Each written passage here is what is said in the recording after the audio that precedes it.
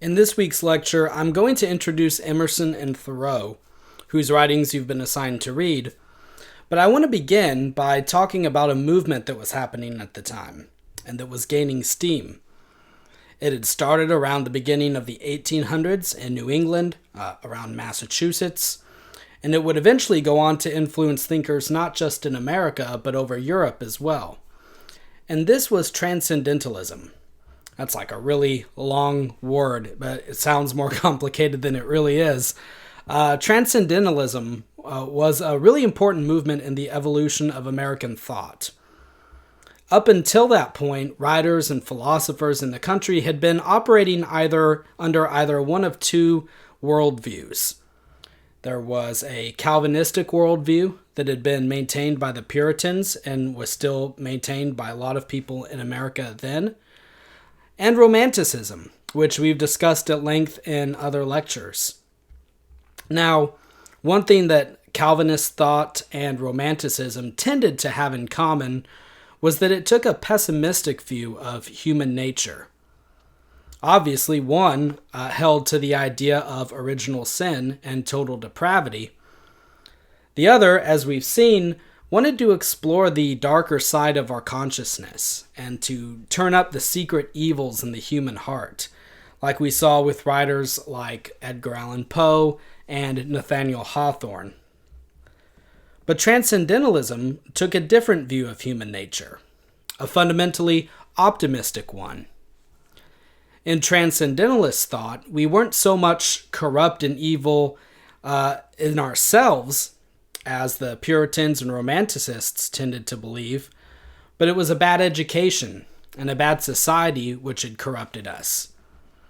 And the thought was that if we could reform education, reform society, we could thereby reform man. And so what did a Transcendentalist education look like? Well, it tended to focus on intuition over facts and over reason. Not in quite the same sense that the Romanticists tended to emphasize emotion. Their idea of emotion was the passion, being swept away by things.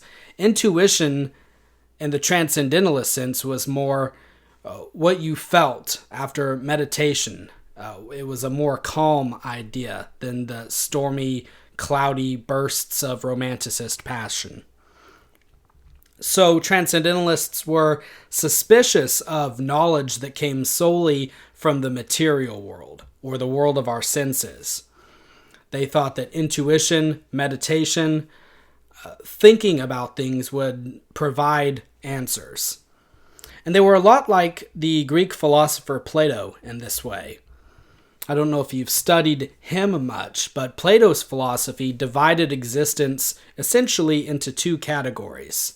There was the sensory world and the world of forms, or ideas. The sensory world was anything that you could see, smell, hear, or touch, but the world of ideas and forms is the one that underlies the former. It underlies the sensory world. So think of numbers. If I ask you to show me the number 5, you can't really do it. You can show me 5 items, 5 marbles, coins, or 5 fingers, but there is no physical, tangible thing that we just call 5. It's an idea. You can represent it on paper, in Roman numerals and tally marks, or however you like, but again, those are just symbols representing something that we can't actually see or touch. So there's an idea of 5, which all of those particular things in the sensory world, the marbles, the fingers, the coins, partake of. Now that's a huge simplification, but it's Plato's idea of the forms in a nutshell. So the Transcendentalists wanted to transcend the sensory world and search for truth in the world of forms or ideas, or they might also say the ideal. And this, of course, was something that every thinker would have to do for themselves. And so personal revelation or personal intuition was emphasized the most in Transcendentalist teachings. In addition to all of this, It was also a movement that advocated for real-world social change. Transcendentalists fought for the abolition of slavery, the rights of women, and for the rights of Native Americans. And they advocated change through nonviolent means. One of our authors, Thoreau, wrote an essay called Civil Disobedience, in which he recounts his own protest against injustices in the country, which landed him in jail. He refused to pay a tax. But again, notice even in the title that he practiced civil disobedience, not violent or uncivil disobedience.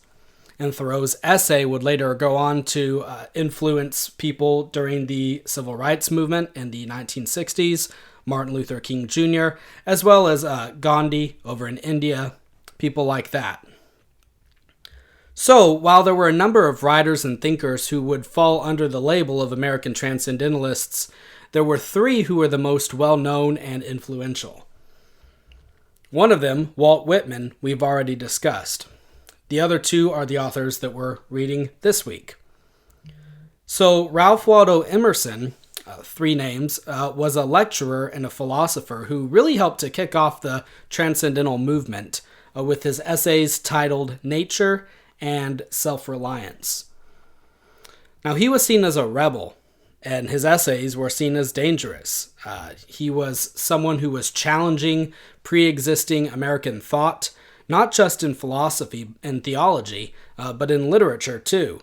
Remember all the way back in the first lecture of this year when I talked about how Emerson was advocating for a uniquely American sort of literature. So in all three of these things, he saw his contemporary Americans being too in debt to the traditions and ideas that had come before them, either from the Puritans or from Britain or from Europe. And in his writings, he talks about how people now don't have any direct experience of things, but only experience them through the medium of somebody else's thoughts. So take God, for example. He says that people don't have a direct experience with God, but only experience him through the lens of Calvinism or Quakerism or Lutheranism. He says that people follow men of the past like Calvin or Luther because they don't want to think for themselves. They don't dare to be different. And that leads into his essay, Self-Reliance, which I asked you to read. In that essay, his main objective is to get people to embrace nonconformity. He says that we live in a world that rewards herd mentality, groupthink, and blending in with the crowd. But that's not really living life. It's living someone else's life. He says that all of the trailblazers throughout history, like Calvin, Galileo, Newton, Milton, Caesar, and so on, that they didn't make an impact because they were following in the footsteps of another man, but because they were, well, blazing their own trail. That's where the trailblazer expression comes from. They're the first ones to go where no one's gone before. And saying that makes me think of to boldly go where no man has gone before.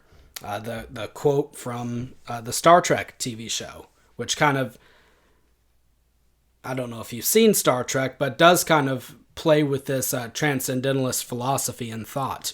It's an optimistic vision of a sci-fi universe. Anyway, at the end of the day, he says that we have to trust ourselves and not others. We're encouraged to embrace individualism and not envy what other people have or do. Maybe it's right for your neighbor to do one thing, but it's not right for you. Life is about figuring things out for yourself. So you shouldn't be spending all of your time trying to emulate your neighbor to get what they have or to be in a position of life that they're in that you might want, because it's not right for you. You should be trying to live your own life. Why are you concerned what they're doing? Emerson wanted to be essentially untethered, his own man. And his philosophy influenced American thought so much that even today it contributes, at least in part, to people's ideas about this country and about what it means to be an American. American exceptionalism, the idea that we're different from every other country in the world, and some would add better than any other country, is an outgrowth of Emerson's thought.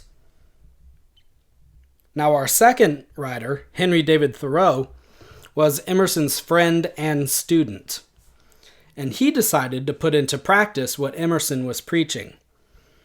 His most famous work, Walden, chronicles the 2 years that he spent living in a cabin in the woods on his own in order to discover what was essential to life. And what does that mean, what was essential to life? Well, Thoreau looked at society all around him, and he thought that people were needlessly burdening themselves with things. He saw them working their lives away because they had to pay a mortgage on a house or on land, or even to be able to afford luxuries like coffee and sweets that the human body doesn't really need. And he didn't want to live his life that way. So, when he went into the woods, he was determined to see just how little was needed to maintain life. Also, he wanted to see what he would do with all of his free time, since he wasn't having to labor for a bunch of things that he didn't need. So Walden is filled with descriptions of the forest life and Walden Pond, which is where the book gets its name from. His cabin was right next to this pond that he liked to fish on. So it's filled with descriptions of the life in these places through all 4 of the seasons. Thoreau was fascinated by nature. There's one chapter in the book where he details a war that he witnessed between 2 colonies of ants, and he tells the story as if it's this heroic epic. And he describes the ants mutilating each other, bravely charging into combat, dying, defending their colony or their country. It's a good chapter. Other times he talks about how the birds who circle the pond seem almost human. They talk or squawk as if they're human, and they toy with him as he tries to track them down.